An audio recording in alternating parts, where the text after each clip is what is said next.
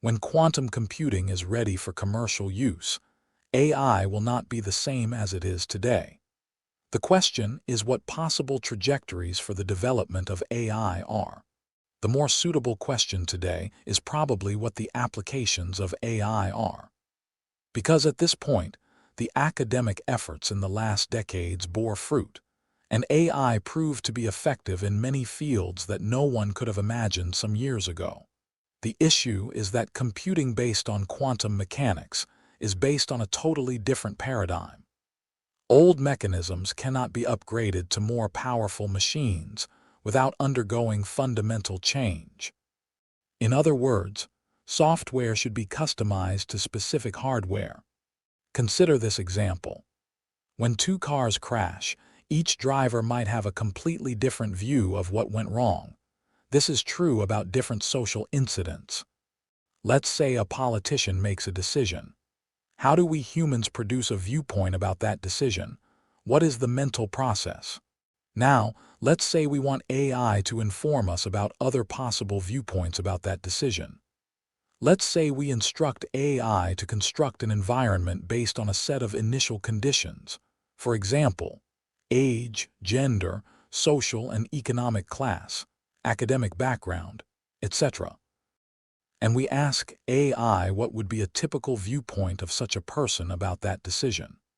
In Newtonian mechanics, initial conditions of an object, for example, position, velocity, momentum, etc., specify its future trajectory. We might think the same might be true in AI. If we specify initial conditions of an environment, AI should be able to reconstruct that environment and specify the future trajectory of that environment. If you ask AI researchers today about the procedure of building such viewpoints, they will mention mechanisms such as neural networks. What if quantum computers were available for commercial use? What would be the procedure? Quantum computing is based on superposition. In the example of tossing a coin, the outcome is either head or tail. In the quantum world, when you toss a coin, the outcome is a superposition of head and tail. For example, head with the probability of a half and tail with the probability of a half. The outcome becomes head or tail after the observation.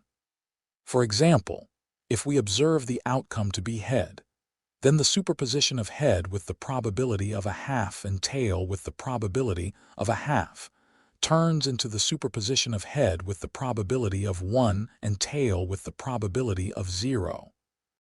In this example, the quantum world is similar to our familiar world, but it's not. In the quantum world, people don't build one viewpoint about the politician's decision. They build all possible viewpoints, and eventually, their viewpoint will be a superposition of all those viewpoints. And finally, as physicists say, superposition collapses into a specific viewpoint after the observation. This procedure is fundamentally different from today's AI, but that's how quantum mechanics work. In this series, we aim to answer this question.